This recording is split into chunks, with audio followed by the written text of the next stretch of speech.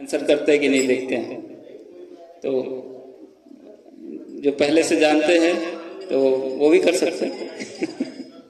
अच्छा, जो हम महामंत्र का जप कर रहे थे उसमें कितने शब्द हैं? बहुत सारे। हाँ, कितने? How many?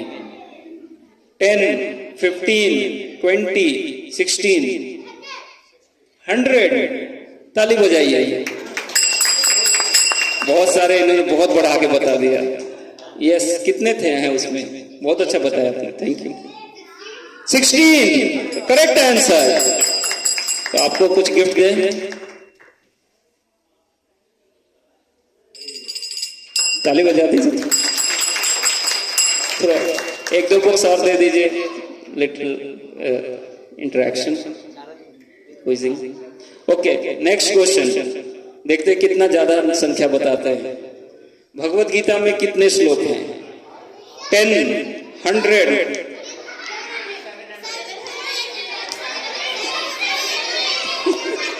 700? हरि बोल। इन पहले किसने बोला? ठीक है, नहीं।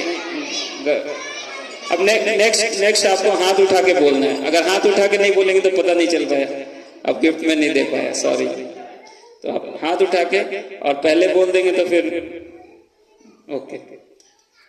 भगवत गीता में कितने स्पीकर्स हैं? 1, 2, 3, 4? हरि बोल।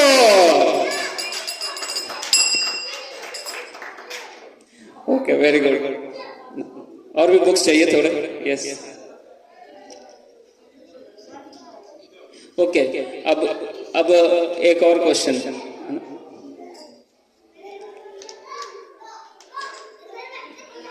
तैयार है? अभी तैयार है आप क्वेश्चन के लिए? Yes, okay. Let's see how big number you speak, है ना? कितने बड़े नंबर आप बताते हैं? सब रेडी हैं? थोड़ा अटेंशन के साथ, थोड़ा शांत होना पड़ेगा, थोड़ा सा चुप होना पड़ेगा। सब लोग आपस में नहीं बात करेंगे, थोड़ा ध्यान देंगे आप। क्वेश्चन, महाभारत में कितने श्लोक हैं? 100, 1000, 10,000, 1,00,000?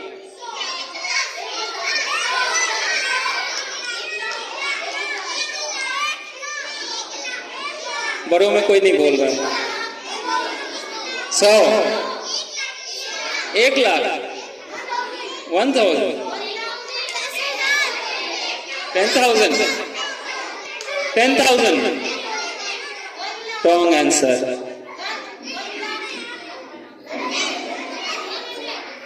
कितने हैं? 1,00,000। हरि बोल। देवांश के लिए ताली बजाइए। पता नहीं देवांश को कैसे पता था, 1,00,000 ही आंसर किया। महाभारत में कुल 1,00,000 श्लोक हैं, भगवत गीता में 700 श्लोक हैं। और नेक्स्ट क्वेश्चन है एक और, अभी बड़ों के लिए, ठीक है? कोई इंट्रोडक्शन टू कृष्ण कॉन्शियसनेस, सब लोग ध्यान से सुनिएगा। श्रीमद् भागवतम जो वेदों का सार है, श्रीमद् भागवतम, उसमें कितने श्लोक हैं? ओके। 5,000, 15,000, 20,000, 18,000?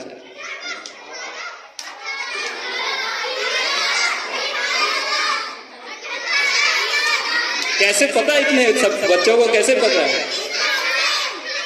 सही बता रहे, 18,000। हरि बोल। 2 प्राइज जीत लिया इन्होंने। कैसे पता आपको? ये सब कैसे पता इतना? स्कूल में तो नहीं पढ़ाते, कहाँ सीख लिया आपने? कहाँ जाते हैं? दुर्गा, तुक्का मार रहे हैं? तुक्का मारा? क्या किया? तुक्का मारा सारा? क्या बात है, पूरी कृपा है इन पे। सारे तुक्के सही लग रहे हैं। ओके, एनीवेज, व्हाटएवर विद, जैसे भी, लेकिन श्रीमद् भागवतम में 18,000 श्लोक हैं। और श्रीमद् भगवत गीता में कितने हैं? 700 श्लोक। कौन कौन स्पीकर्स हैं श्रीमद् भगवद गीता के? श्री कृष्ण, अर्जुन, धृतराष्ट्र, संजय। करेक्ट। बलराम, बलराम नहीं, कृष्ण है। करेक्ट। तुक्का अच्छा मारा आपने, very good. Okay, Shrimad Bhagavatam में कौन कौन स्पीकर्स हैं? 4। Krishna, Krishna is there, yes. Sita, no. Sanjay, no. Radha, no. No. Arjun, no. Yudhishthir, yes, very good. That is Gita. Bhagavat, Shrimad Bhagavatam के स्पीकर्स हैं। तो श्रीमद् भागवतम, अच्छा भगवत गीता किस कब बोली गई? वेयर, कहाँ, कैसे? कुरुक्षेत्र में। कब? हाँ, 5000 साल पहले। कृष्ण और अर्जुन के बीच में संवाद है। अर्जुन क्वेश्चन पूछ रहे हैं और कृष्ण क्या कर रहे हैं? आंसर्स दे रहे हैं। तीर चलेगा, अगर थोड़ा भी मिस हुआ तो क्रिटिकल सिचुएशन है। अर्जुन को तीर चलाने आता है या नहीं? तो आता, गलत तुक्का इस बार, गलत आता है ना? यस, आता है। तीर चलाने बड़ी अच्छे आता है, आप जैसे एकदम सही जवाब दे रहे हैं वैसे ही। हाँ, आता है, लेकिन अर्जुन कंफ्यूज हो गए। तीर चलाने तो आता था और बहुत अच्छा चलाने था, नंबर 1 आर्चर थे, उनका मिस नहीं होता था। लेकिन उनको एक प्रॉब्लम हो रहा था, क्या? जब सामने देखा कि हमारे ही पक्ष के या हमारे ही रिलेटिव्स हैं तो कंफ्यूज हो गए। तो उनको स्किल था लेकिन विल लॉस हो गया, कंफ्यूज हो गए। अपने लोगों को कैसे मारा जाए, मेरी ड्यूटी क्या है? तो जो भगवत गीता है, हम ऐसा सोचे कि ये 5000 साल पहले वाले बूढ़े लोगों के लिए, ऐसा नहीं। बच्चों को थोड़ा सा आगे लेके आइए, बच्चे बहुत हल्ला कर रहे हैं। आइए, बच्चों को थोड़ा आगे भेज दीजिए, उनके लिए हम एंगेजमेंट है, उनको हम थोड़ा संभाल लेंगे। सारे बच्चे आगे आ जाएंगे, कम ऑन, कम फॉरवर्ड, आगे आ जाइए, यहाँ आइए। जो आगे रहेगा बीच बीच में उनको, आपके पास अपॉर्चुनिटी है गिफ्ट्स विन करने का, थोड़ा ध्यान से सुनना है आपको। हाँ, आप भी। हाँ, बहुत अच्छा गेम है, यहाँ भी अच्छा गेम हो रहा है, आ जाओ। ओके, तो श्रीमद् भागवतम जो बोला गया वो कहाँ बोला गया? नहीं, वो हाँ, कहाँ? नहीं, कुरुक्षेत्र में नहीं। हाँ, लंका नहीं, लंका। बहुत अच्छा तुक्का किया लेकिन अच्छा नहीं। हाँ, प्लीज बोलिए। हाँ, यस, हाँ, सही बोला। सुखदेव और परीक्षित इनके स्पीकर्स थे, मेन स्पीकर सुखदेव और परीक्षित थे। बोला कहाँ गया?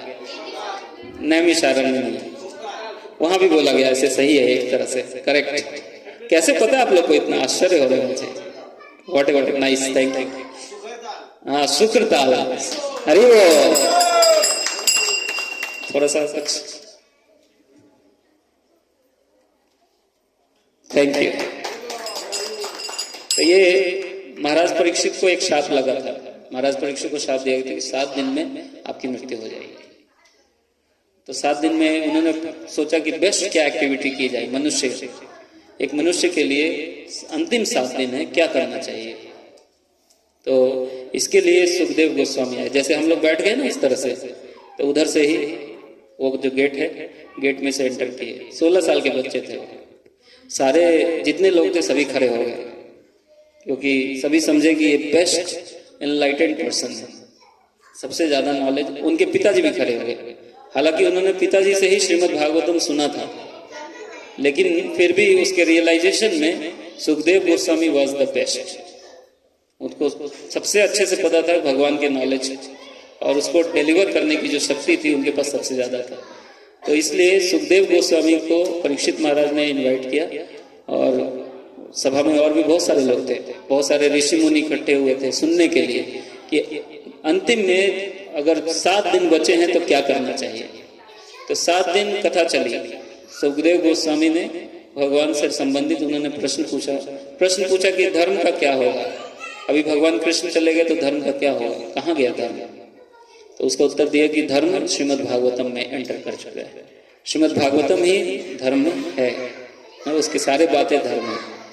और इसी प्रकार से पूछा प्रश्न कि कलयुग की ऐसी स्थिति होगी, लोगों का क्या होगा, भलाई कैसे होगी लोगों की। तो और पूछा भगवान के अवतार क्यों होते हैं, भगवान से क्या रिलेशन है भलाई होने का। तो ये सब कॉन्सेप्ट्स, ये सब बातें श्रीमद् भागवतम में चर्चा की गई हैं। तो एक छोटी सी स्टोरी है नारद मुनि और मृगारी की, सुना है आपने? कौन कौन सुने हैं? नहीं सुना? तैयार है सुनेंगे? बुक है आपके पास? Very good. तो नारद मुनि और मृगारी की कथा है। मृगारी एक ऐसा व्यक्ति था कि रास्ते जाते थे ना लोग, जंगल में रहता था। कहाँ रहता था? जंगल में रहता था। और रास्ते जाते थे, बहुत बड़ा डाकू था वो, वेल फेमस। कोई उस रास्ते नहीं जाता था जंगल में। क्यों? जिधर मृगारी रहता था उधर कोई नहीं जाता था। क्यों? मार देता था सबसे, जो उधर से जाता था उसको मार देता था। और ऐसे नहीं मारता था, आधा मार देता था और तड़पते हुए उसको देखता था कैसा लग रहा है उसको, और बहुत हंसता था, उसको बहुत अच्छा लगता था। उसको इस तरह से हिंसा करना और मारना, और उसके बाद कोई तड़प रहा हो तो उसको देख के उसको बहुत बढ़िया लगता था, हंसता था वो। तो एक दिन नारद मुनि उस रास्ते आए। आप में से कौन कौन नारद मुनि से मिले हैं? बच्चे तो मिले होंगे नारद मुनि से? नहीं मिले, कोई बच्चा नहीं मिला है। आप कभी नहीं मिले? नारद मुनि तो सारे स्कूल में जाते हैं। आपके स्कूल में नहीं आए? आपके स्कूल में आए थे ना? नारद मुनि आए थे ना आपके स्कूल में? नहीं आए? कोई बात नहीं, हमारे मंदिर में आते हैं, हम भेज देंगे आपको। तो नारद मुनि क्या है? नरेंद्र मोदी? नहीं वो नहीं। Very good. नरेंद्र मोदी नहीं, नारद मुनि। कौन? नारद मुनि। अभी नहीं आए ना आपके स्कूल में, हम भेजेंगे उनको। अभी मुझे भेजा है था उन्होंने। तो नारद मुनि क्या है, वो ऐसे प्रचारक हैं, प्रीचर हैं भागवत धर्म के, कि उनके लिए कोई रोक टोक नहीं, कहीं भी जाते हैं। और बड़े बड़े जो भक्त हुए, नारद मुनि ने उनको भगवान के बारे में बताया। जैसे प्रहलाद महाराज, सुना है आपने? प्रहलाद का नाम सुना है? हिरण्यकशिपु प्रहलाद नरसिंह, सुना है ना? यस। तो प्रहलाद महाराज को बचपन में ही माँ के गर्भ में थे, तभी उनको भगवान के बारे में उनको बताया, और वहीं से उन्होंने सारे जो भगवान के बारे में नॉलेज है उन्होंने कैच कर लिया। ऐसा और कुछ हुआ कभी? पेट के अंदर ही माँ के गर्भ में किसी ने सीखा हो? नाम जानते हैं आप किसी का? अर्जुन? गलत, रॉन्ग। अभिमन्यु, करेक्ट। देखा? और एक वीडियो भी आजकल आ रहा है, पता नहीं आप लोग देखे कि नहीं। वो बच्चा पहले ही से सीख लिया। माँ एक गीत गाती है तो माँ थोड़ी सी बोलती है, उसको बोलने नहीं आता बच्चे को, लेकिन वो कंप्लीट कर देता है। सुनते सुनते गर्भ के अंदर ही वो सब सीख लिया। तो जो भागवत की बातें हैं या हमारे कथाएं हैं, तो ऐसा नहीं है कि वो कथाएं पौराणिक हैं, अब लागू नहीं होती, पुरानी हो गई है, ये कोरी कल्पनाएं हैं, ऐसा होता नहीं है। ऐसा नहीं है, बल्कि सारे फैक्ट्स हैं, और अभी भी उतना ही अप्लाई होता है, बशर्ते हम थोड़ा उसको वैल्यू करें, उसको हम देख सकते हैं। नारद मुनि इस प्रकार से देखे कि एक ये व्यक्ति है, दूसरों को मारने में इतना आनंद ले रहा है। आपने चींटी मारा है? मच्छर तो मारा होगा, कैसा लगता है? अच्छा लगता है मारने के बाद? नहीं, आपको अच्छा नहीं लगता। तो लेकिन ना मृगारी ऐसा था कि उसको मारने में, और वो भी अधमरा छोड़ के और फिर तड़पते हुए देखने में उसको बहुत मजा आता था। तो नारद मुनि उस रास्ते दिखे कि ये ऐसा कर रहा है, ये तो बहुत अच्छा नहीं है, कुछ इसके पास जाके इसको कुछ इसका रास्ता सीधा करना चाहिए। नारद मुनि उसके पास गए तो उससे प्रश्न किया, जानते हो तुम जिसको मार रहे हो तो इससे क्या होगा, इससे क्या होता है? उसने बोला क्या होता है? बहुत अच्छा लगता है, बहुत मजा आता है, मैं कोई आता है उसको मारता हूँ और बहुत अच्छा लगता है। तो आप क्यों ऐसा करते हो? क्योंकि मुझे बहुत अच्छा लगता है, बहुत मजा आता है। तो क्या आपने अपने भविष्य को देखा है कि आप जिसको मार रहे हो तो ये क्या करेंगे आपके साथ? आपने देखा है? नहीं देखा आपने? नहीं देखा। उसको मार दिया और उसको तड़पते हुए देख रहे, बहुत मजा आ रहा है। तो फिर नारद मुनि बोला भविष्य देखो। तो भविष्य में देखा कि जिसको उसने मारा था वही उसका पीछा कर रहा है और वो भाग रहा है अपनी जान को बचाने के लिए। और जब उसने ऐसा भविष्य देखा तो वो बिल्कुल डर गया, ऐसा होगा? बोला ऐसा कैसे हो सकता है, मैंने उसको मारा तो वो फिर जन्म कैसे ले लिया, वो जिंदा कैसे हो गया, मैंने तो उसको मार दिया था और फिर मैं डर के भाग क्यों रहा हूं, क्या वो भी मेरे को मारेगा? तो नारद मुनि ने बोला हाँ ऐसा ही होगा, आज जिसको आप मार रहे हो कल को वो भी आपको मारेगा। इसलिए किसी को मारना ठीक है या गलत? गलत, क्योंकि आपको भी वैसा ही होगा। तो ये है कर्म का सिद्धांत। भागवत में इस तरह की अनेक कथाएं आती हैं जिससे कि हमें ये नॉलेज मिलता है कि हमारा सिर्फ एक जीवन नहीं है, वन लाइफ टाइम सिर्फ नहीं है, हम सोल है, स्पिरिट सोल, हम आत्मा है। हम आत्मा है या शरीर है? क्या है? आत्मा है ना? हाँ बहुत सही बोल रहे हैं, हम आत्मा है। और ये बॉडी जो है हमारे डिफरेंट लाइफ टाइम्स में अलग अलग बॉडी मिली हमें, ये एक बॉडी हमें नहीं मिली, हमने बहुत सारे बॉडी एक्सपीरियंस किए हैं। जैसे अच्छा मैं कुछ बच्चों को वॉलंटियर के रूप में बुलाना चाहता हूँ, आप तैयार हैं? खड़े हो सकते हैं आप? ओके, आपका नाम? दक्षेश। ओके, आप खड़े हो जाओ। ओके, हाँ, इनका नाम क्या है? गौरांग। आप आ जाओ, गौरांग। हाँ, दक्षेश, गौरांग। ताली थोड़ा बजाइए सबके लिए, बच्चों के लिए। इधर आ जाओ, इधर आ जाओ। ओके, सबसे आप थोड़ा उधर खड़े हो, या ठीक है आप दोनों खड़े हो, इधर देखते हो सामने। हाँ, टर्न हो जाओ, घूम जाओ, उधर देखना है। हाँ, वेरी गुड। और आप उसके बगल में चले जाइए। आप भी आ जाओ, आपका नाम?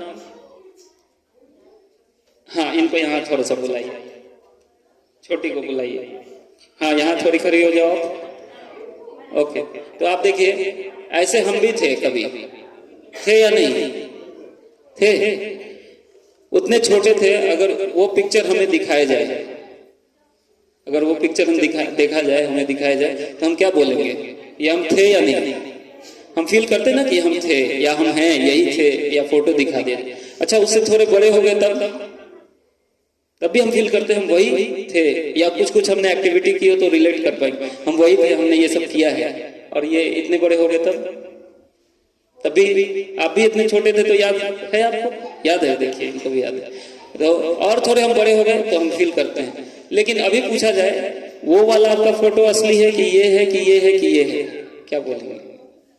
बोलेंगे सारे असली है।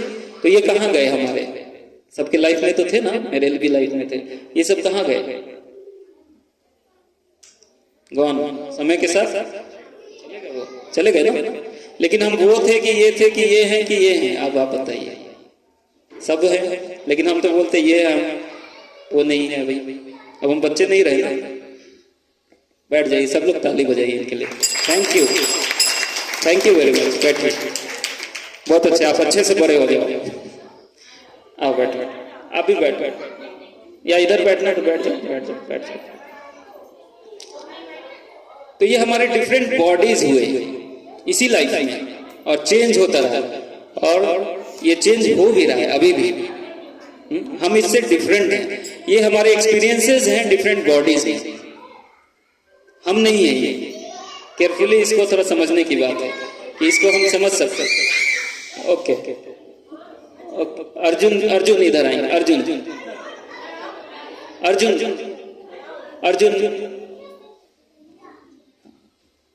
ओके, आप touch your hair,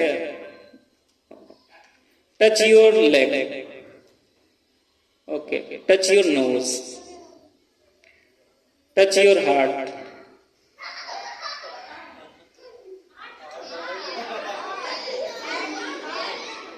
touch your self.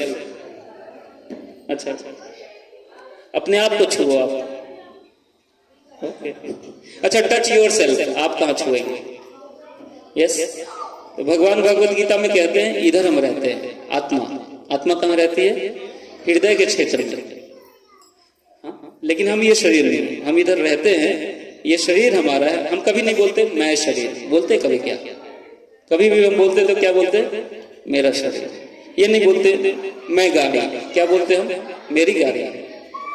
तो ये हमारा है, भगवान ने कुछ समय के लिए दिया है, लेकिन ये जाएगा भी, और जाने का जो इवेंट है उसको मृत्यु कहते हैं। तो श्रीमद् भागवतम, श्रीमद् भगवत गीता इसी के पर्पस के लिए है कि हम ये समझें कि ये एक टेम्पररी लाइफ में हम हैं, ये टाइम बीइंग के लिए हम इसमें हैं। अच्छा, ये घर भी बना हुआ है, क्या चीज से बना हुआ है? सीमेंट और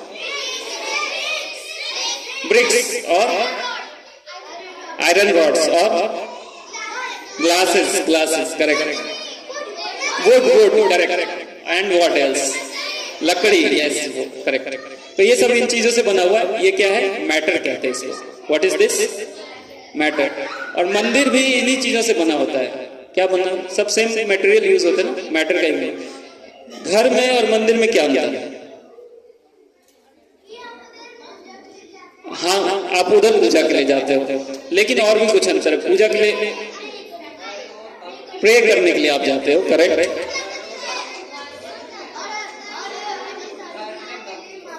हाँ, कुछ हम वहां क्षमा भी मांगने जाते हैं, पूजा करने के लिए जाते हैं, क्षमा मांगने के लिए जाते हैं, प्रेयर्स करने के लिए जाते हैं। बट वो तो आप अपने यहां भी कर सकते हो, कहीं भी कर सकते हो। वहां क्यों जाते हैं? Yes, that's the difference. वहां भगवान होते हैं, यहां हमने भगवान को लेके आए। बोलेंगे कि ये मूर्ति भगवान है। हाँ, अगर हम इनकी सेवा करते हैं, और ये विधि भागवत में बताई गई। क्या विधि है? भगवान के विग्रह बना सकते हो, मूर्ति पत्थर से, ये वो, लकड़ी से भी बनती है। तो ये सब मैटर है। मैटर में भगवान कहां से आ सकते हैं? प्रश्न है ना। क्या इसमें भगवान है? तो भगवान कहां नहीं है? ऊपर है, आपके घर में है, सबके अंदर भी है, हृदय में हमारे हैं, हर जगह है भगवान। तो क्या मूर्ति में नहीं हो सकते? मूर्ति में ज्यादा होते हैं। कब? भगवान दिल में भी है, करेक्ट। मूर्ति में ज्यादा है। कब ज्यादा है? जब हम शास्त्र की विधि के हिसाब से, भगवान ने जो बताई विधि है उसको फॉलो करके, और हम भगवान को पूजा करते हैं। करेक्ट। कहां से पता चला आपको ये बात? ऐसे ही पता चला, भागवत में ये बात बताई गई। क्या? जो इन्होंने बताया। जैसे लकड़ी में आग होती है, दिखती नहीं, लेकिन आग निकालने जिसको आता है, लकड़ी से आग निकाल सकता है। पानी से आग नहीं निकाल पाएंगे, नहीं निकाल पाएंगे ना, लकड़ी से निकाल पाते हैं।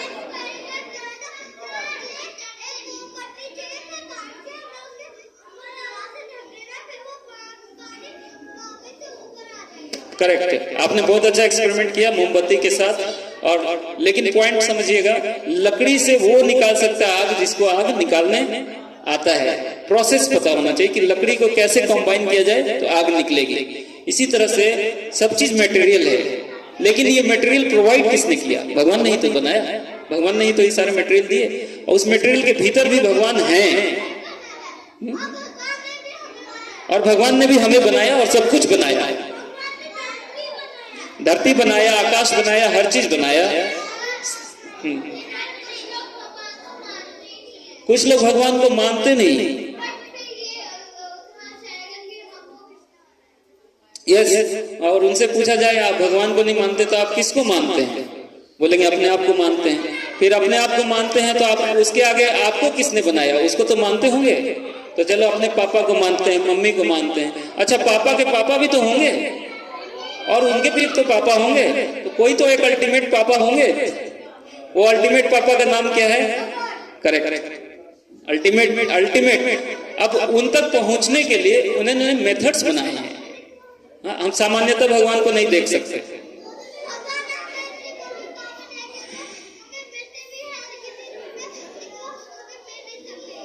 हाँ, भगवान ने हमें मम्मी पापा दिया किस लिए? ताकि हम जो प्रेम है भगवान का वो एक्सपीरियंस कर सके, कि कैसे भगवान अपने मम्मी पापा के साथ कैसे प्रेम एक्सपीरियंस करते हैं। हमें वो अवसर दिया है, मौका दिया है, कैसे एक्सचेंज किया जाए लव का। तो भगवान भगवत गीता में बोलते हैं पत्रम पुष्पम फलम तो यो मे भक्त्या प्रयक्षति। आप मुझसे दो, प्रेम करने के लिए क्या करना पड़ेगा? थोड़ा देना पड़ेगा। क्या? अपना हार्ट। पत्रम पुष्पम फलम तोयम यो मे भक्त्या प्रयक्षति। और बोलते अश्नामि पर्यात्मनः, भक्ति बोलते हैं। तो ये श्लोक भगवत गीता में है जिसमें बोलते हैं कि आप पुष्प दो, फल दो, जल दो, ये सब चीजें हमें दो। और कैसे दो? भक्ति के साथ, भक्ति के साथ, प्रेम के साथ, विथ लव। वर्शिप मुझे करो, सिर्फ थोड़ा देने के लिए, लेने के लिए, इसके लिए वर्शिप मत करो। प्रेम एक्सचेंज करने के लिए वर्शिप करो। और इसमें क्या उपादान यूज कर सकते हैं? पत्र दे सकते हैं, फूल दे सकते हैं, विशेष करके तुलसी का पत्ता। भगवान तुलसी के पत्ते से ऋणी हो जाते हैं ना। आपने कथा सुनी है? भगवान सारे, एक बार निश्चय हुआ कि भगवान के बदले जितना सोना होगा उतना हम दान करेंगे। किसने निश्चय किया? रुक्मिणी जी ने निश्चय किया कि हम भगवान के वेट के बराबर सोना दान करेंगे। भगवान बचाते हैं। भगवान ने क्या किया? यस,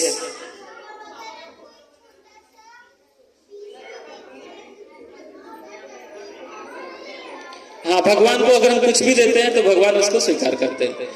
तो ये एक बार इवेंट हुआ, ऐसे दान देने के लिए रुक्मिणी जी ने सोचा कि भगवान के वेट के बराबर देंगे। एक तरफ तराजू में भगवान को बिठाया, दूसरी तरफ बहुत सारा सोना चांदी हर चीज डालते गए। वो वेट मैच नहीं हो पा रहा था। कितना वेट है भगवान का कुछ पता नहीं। फिर पता एक युक्ति आई कि तुलसी का पत्र एक भगवान को दूसरे साइड में अर्पित किया जाए। तो जैसे ही तुलसी का पत्र डाला तो फिर भारी हो गया, बराबर नहीं, भारी हो गया। ये भगवान तुलसी के पत्र से अगर कोई पूजा करे, उसको अर्पित करे, तो भगवान क्या हो जाते हैं? ऋणी हो जाते हैं। तो आपसे आग्रह है कि भगवान कहते हैं कि मुझे कुछ अर्पित करो। हम सभी खाते हैं, खाने के लिए हम बोलते हैं खाना ही है, खाना ही पड़ेगा, लेकिन भगवान बोलते हैं मुझे भोग लगा के खाओ। क्या है कि हम जब भोग लगा के नहीं खाते तो उसमें पाप का प्रवेश होता है। ये भगवत गीता में 3rd चैप्टर में बताया गया है कि हम ऐसे ही अगर जो खाते कुछ भी, हम खाने के लिए तो वस्तु भगवान ने दिया है, लेकिन अगर हम उसको अर्पित ना करें तो उसमें पाप होता है, उससे हमारे पाप की वृद्धि होती है। और जब अगर हम उसको अर्पित करते हैं तो वो सारे पाप भगवान भर लेते हैं। क्योंकि आप देखिए, कुछ भी हम करेंगे इस संसार में, जैसे मान लीजिए हमने भोजन बनाया तो हम जलाएंगे, गैस तो ऑन करेंगे ना। गैस ऑन करेंगे तो बहुत सारे कीटाणु तो मरेंगे ही। सब्जी हम लाएंगे, उसमें बहुत सारे मर जाएंगे। कुछ भी हम करेंगे, गाड़ी चलाएंगे, उसमें बहुत सारे मर जाएंगे। तो हमारी कोई भी गतिविधि में बिना कुछ पाप हुए करना असंभव है, होगा ही। तो इसलिए भगवान का नाम हमेशा लेना है।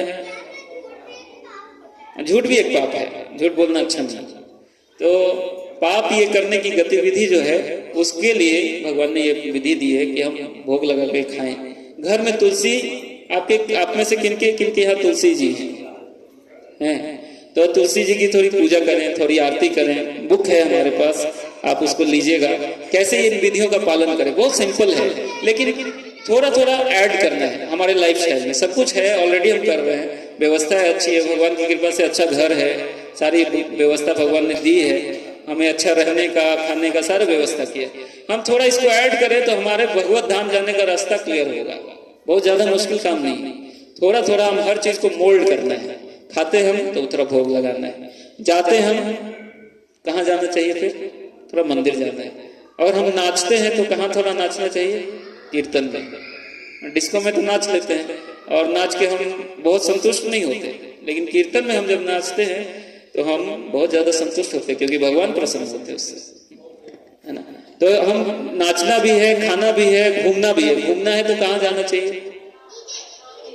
नीचे।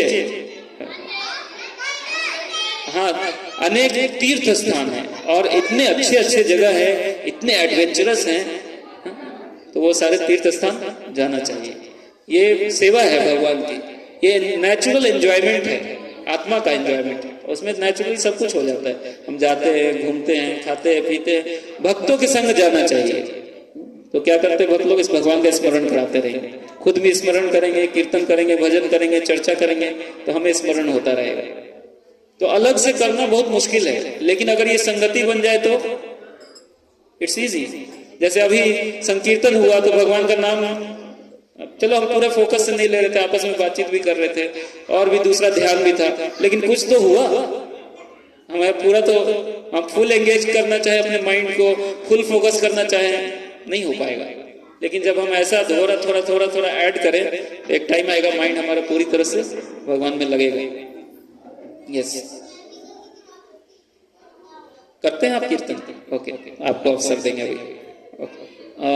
तो ये जो सामान्य विधियां है तुलसी महारानी जैसे, और इसी तरह से आप घर में हरे कृष्ण महामंत्र का जप करना शुरू कर सकते हैं। आप में से कौन कौन करते हैं? अभी 1-2 लोग ही करते हैं, 2-3 लोग, 4 लोग, अच्छा बहुत सारे 4-5 लोग हरे कृष्ण महामंत्र का जप करते हैं। तो प्रतिदिन आप थोड़ा स्नान आदि कर